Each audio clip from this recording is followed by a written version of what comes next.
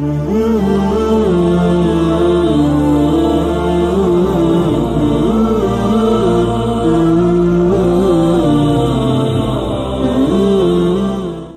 باللہ من الشیطان الرجیم بسم اللہ الرحمن الرحیم وَإِذَا قِيلَ لَهُمْ آمِنُوا بِمَا أَنزَلَ اللَّهُ قَالُوا نُؤْمِنُ بِمَا أُنزِلَ عَلَيْنَا وَيَكْفُرُونَ بِمَا وَرَاءَهُ وَهُوَ الْحَقُّ مُصَدِّقًا لِمَا مَعَهُمْ قُلْ فَلِمَ تَقْتُلُونَ أَنبِيَاءَ اللَّهِ مِن قَبْلُ إِن كُنتُم مُّؤْمِنِينَ وَلَقَدْ جَاءَكُم مُّوسَىٰ بِالْبَيِّنَاتِ ثُمَّ اتَّخَذْتُمُ الْعِجْلَ مِن بَعْدِهِ وَأَنتُمْ ظَالِمُونَ وَإِذْ أَخَذْنَا مِيثَاقَكُمْ وَرَفَعْنَا فَوْقَكُمُ الطُّورَ خُذُوا مَا آتَيْنَاكُمْ بِقُوَّةٍ وَاسْمَعُوا قَالُوا سَمِعْنَا وَعَصَيْنَا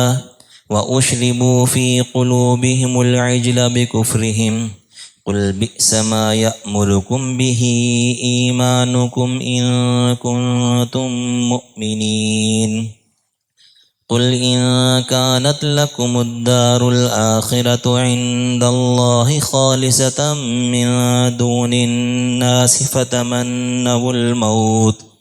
فتمنوا الموت إن كنتم صادقين ولن يتمنوه أبدا بما قدمت أيديهم والله عليم بالظالمين ولتجدنهم أحرص الناس على حياة ومن الذين أشركوا يود أحدهم لو يعمر 1000 سنة وما هو بمزحزحه من العذاب أن يعمر والله بصير بما يعملون۔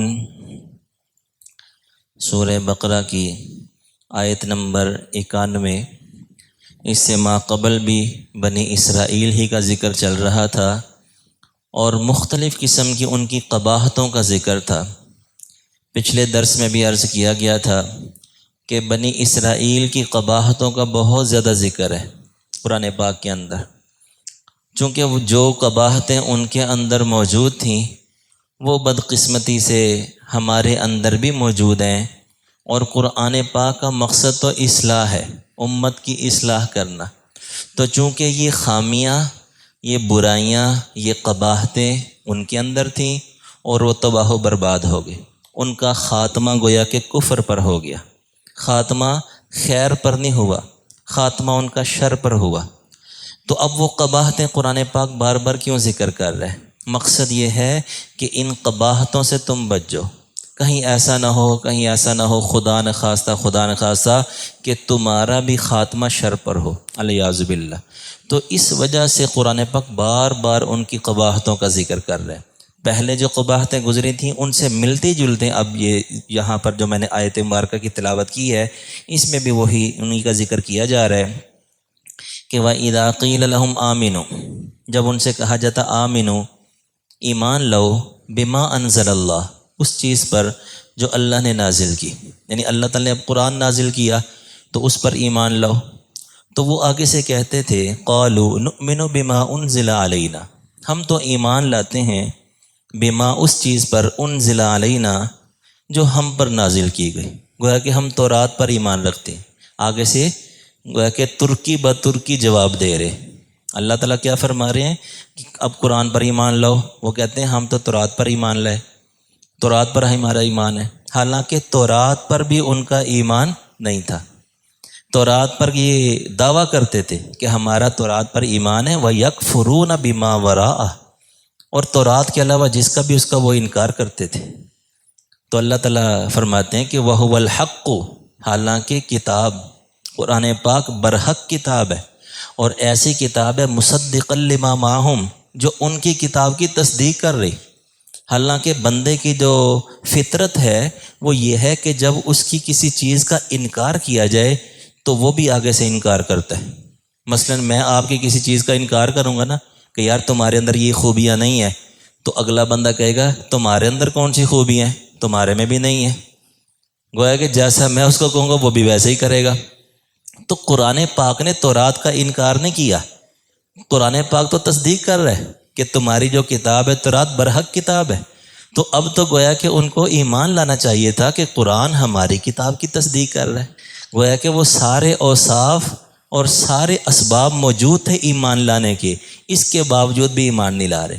تو اللہ تعالیٰ فرما رہے ہیں کہ دیکھو قرآن ایسی کتاب ہے مصدقا لما معہم، کہ وہ تصدیق کرنے والا ہے لما معہم، جو تمہارے پاس ہے تورات۔ اور اگر تم اپنی اس بات میں سچائی ہو کہ چلو تم کہتے ہو کہ ہمارا تورات پر ایمان ہے، تورات کے علاوہ ہم کسی کو نہیں مانتے، کسی کتاب کو نہیں مانتے، تو کہہ دیجئے فَلِمَ تَقْتُلُونَ أَنْبِيَاءَ اللَّهِ مِنْ قَبْلِ، تو تم پھر انبیاء کو کیوں قتل کرتے رہے؟ کئی انبیاء کو یہودیوں نے قتل کیا۔ ان کنتم مؤمنین، اگر تم مومن ہو تو تورات میں تو حکم نہیں دیا گیا انبیاء کے قتل کا، وہاں تو کہا گیا کہ باقی انبیاء پر بھی ایمان لانا ہے، موسیٰ علیہ السلام کے بعد جو انبیاء آئیں گے ان پر ایمان لانا ہے، حتیٰ کہ اگر آخری نبی آ گئے ان پر بھی ایمان لانا ہے۔ تو اگر تم تورات کے دعوے دار ہو کہ تورات پر ہمارا ایمان ہے تو پھر انبیاء کو کیوں قتل کرتے تھے؟ اور تمہاری جو سرشت ہے، جو تمہاری روش ہے، تمہاری روش ہی ایسی ہے کہ حق چیز کو جھٹلانا۔ اس کی دلیل یہ ہے کہ وَلَقَدْ جَاءَكُم مُوسَىٰ بِالْبَيِّنَاتِ، اس سے پہلے موسیٰ علیہ السلام واضح بینات، واضح دلائل تمہارے پاس لے کر آئے، حتیٰ کہ اتنا بڑا معجزہ لے کر آئے، کیونکہ پہلے موسیٰ علیہ السلام کو اور بھی معجزات دیے گئے کہ جیسے لاٹھی کو پھینکتے وہ سانپ بن جاتا، چونکہ جادو کا بہت زور تھا۔ تو نبی کو جو معجزات دیے جاتے ہیں وہ وقت کے عین مطابق دیے جاتے ہیں۔ اس وقت چونکہ جادو کا عروج تھا تو موسیٰ علیہ السلام کو معجزہ بھی ویسا دیا گیا، وہ لاٹھی پھینکتے وہ بہت بڑا اژدہا بن جاتا۔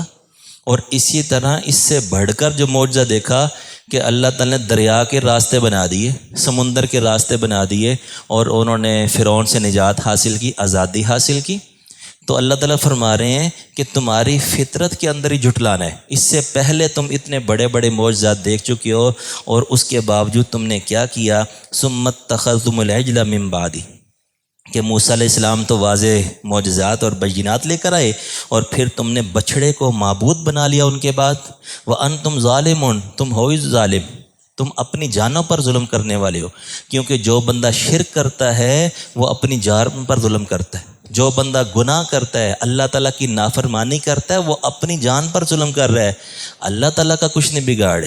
چونکہ ہم اہل سنت والجماعت کا عقیدہ ہے، اللہ تعالیٰ کی شان ایسی ہے کہ اگر سارے کے سارے لوگ اللہ تعالیٰ کے فرما بردار بن جائیں، سارے کے سارے، ساری دنیا اللہ کی فرما دنیا نہیں بلکہ ساری مخلوقات اللہ تعالیٰ کی فرما بردار بن جائے، تو ہماری فرما برداری کی وجہ سے اللہ تعالیٰ کی شان میں ذرہ بر بھی اضافہ نہیں ہو سکتا۔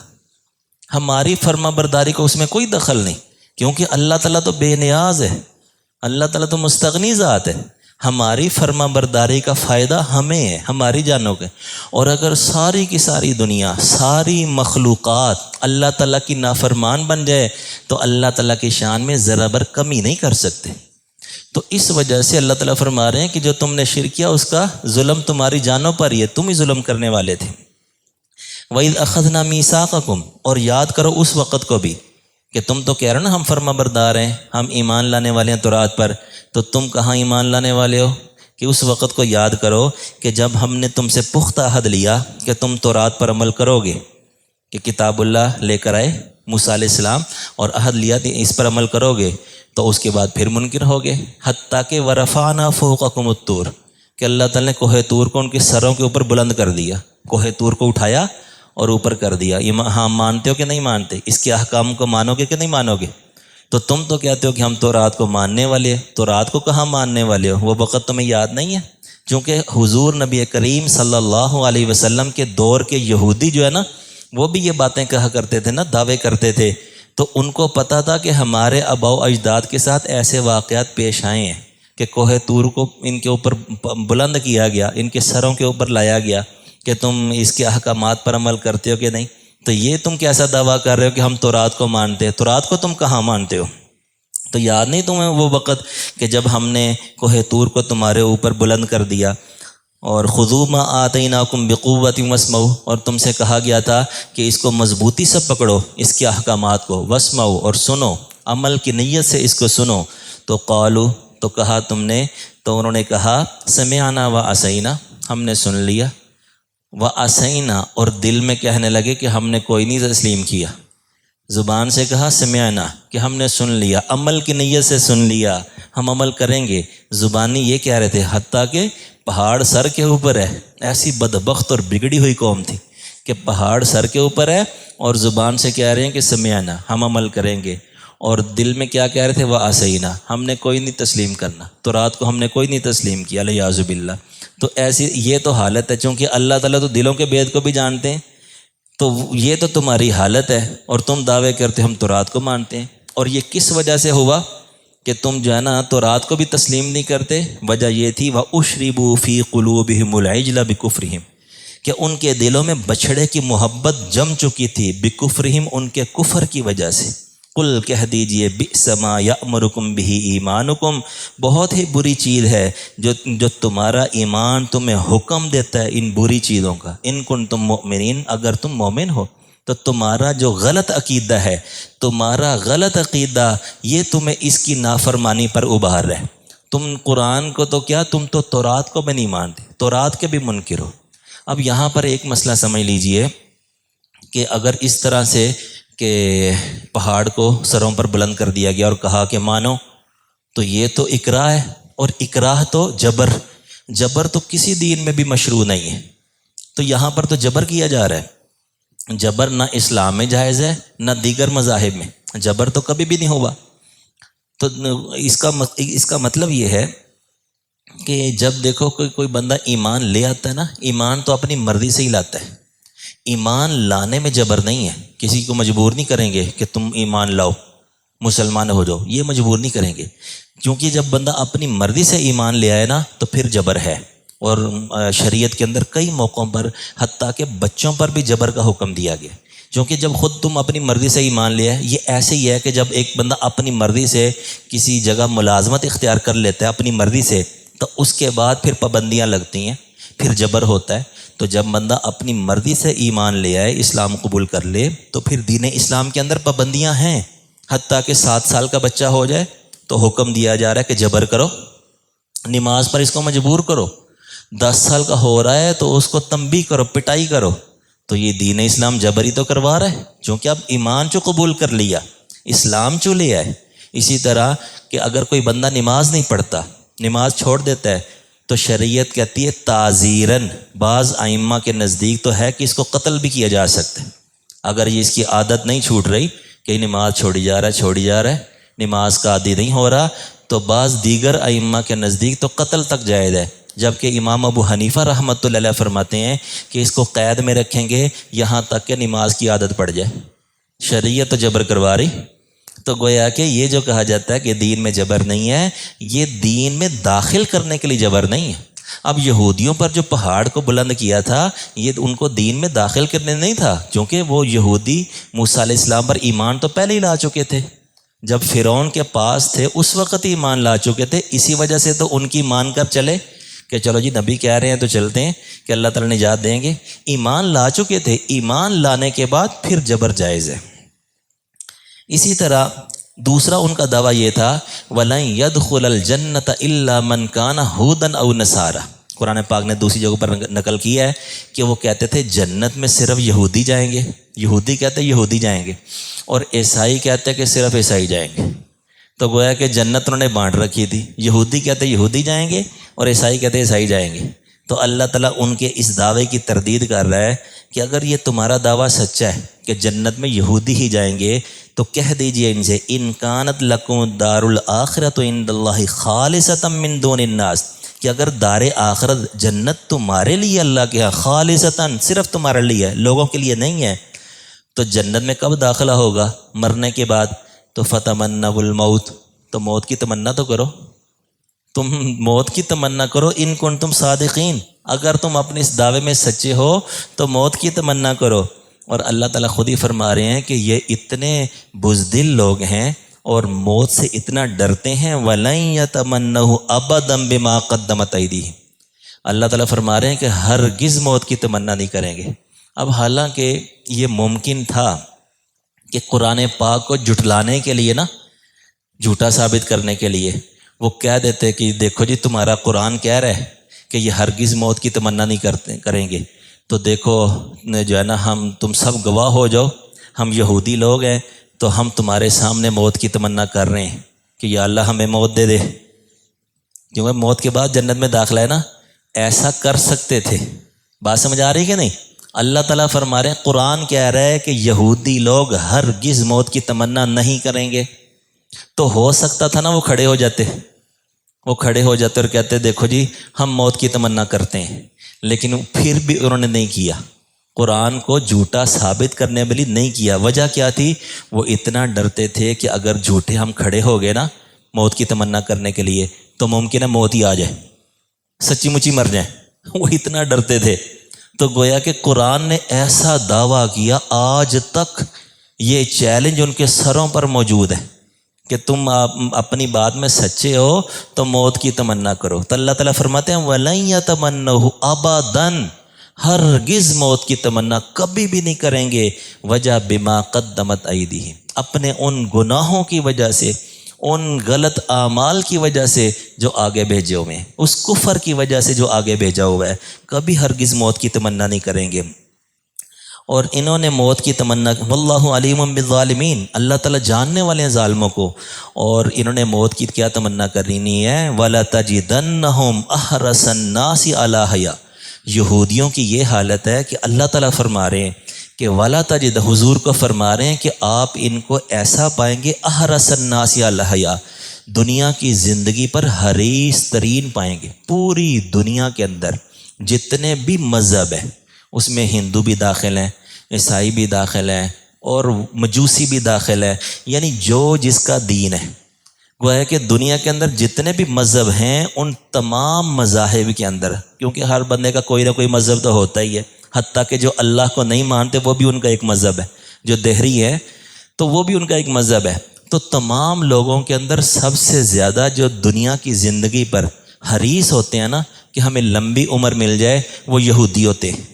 اللہ گواہی دے رہے ہیں، یہ موت سے اتنا ڈرتے ہیں کہ جیسے تھوڑا سا ابھی آپ کے سامنے معاملہ ہوا نا، تھوڑی سی موتیں ہوئی ہیں تو چیخ و پکار شروع ہو گیا، اور انسانی حقوق کی تنظیمیں بھی جناب متحرک ہو گئی، حرکت میں آ گئی۔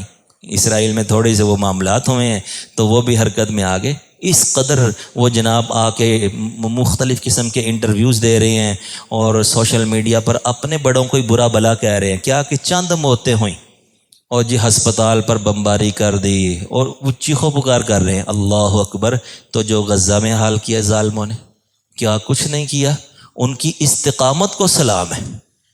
دیکھیے کہ کرونا جب آیا تھا تو اجتماع منع تھا، مجمع لگانا منع تھا، تو ہمارے لوگ بھی عمل کرتے تھے، بہت تھوڑا سا مجمع ہوتا تھا۔ اب دیکھیے کہ وہاں غزہ میں بمباری ہو رہی ہے اور جنازے میں ہزاروں لوگ شریک ہیں۔ کتنے سچے لوگ ہیں وہ، کہ انہیں پتہ ہے بمباری ہو رہی ہے اور اجتماع ہے، فوراً بمباری ہو سکتی ہے، ہم کیوں ان کو موقع دیں؟ حالانکہ شرعی طور پر جائز ہے 2-4 بندے مل کر جنازہ پڑھیں اور تدفین کر دیں، لیکن ان کی استقامت کو سلام ہے۔ یہ ہیں سچے لوگ جو موت سے ڈرتے نہیں ہیں، اور ان کا یہ حال ہے۔ اللہ تعالیٰ فرما رہے ہیں کہ آپ ان کو سب سے زیادہ حریص پائیں گے، وَمِنَ الَّذِينَ أَشْرَكُوا، مشرکوں سے بھی زیادہ حریص یہ ہیں کہ ہماری لمبی عمر ہو۔ مشرکین بھی موجود تھے نا وہاں پر، تو مشرکوں کو بھی زندگی کا اتنا حرص نہیں ہوتا تھا جتنا یہودیوں کو ہوتا تھا۔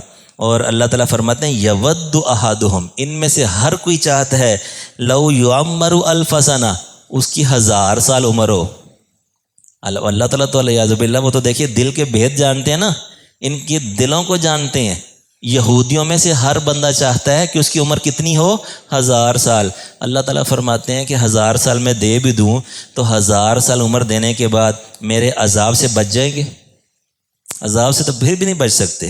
وَمَا هُوَ بِمُزَحْزِحِهِ مِنَ الْعَذَابِ أَن يُعَمَّرَ، کہ کوئی چیز ان کو ٹالنے والی نہیں ہے عذاب سے۔ ان یعمر، اس قدر عمر کا مل جانا کہ ان میں سے ہر بندے کو میں 1000 سال عمر دے رہا ہوں، پھر بھی میرے عذاب سے بچ نہیں سکتے۔ واللہ بصیر بما یعملون، اللہ تعالیٰ دیکھ رہے ہیں بما یعملون، جو یہ عمل کر رہے ہیں۔ اللہ تعالیٰ سے دعا ہے اللہ تعالیٰ دین کا صحیح فہم نصیب فرمائے۔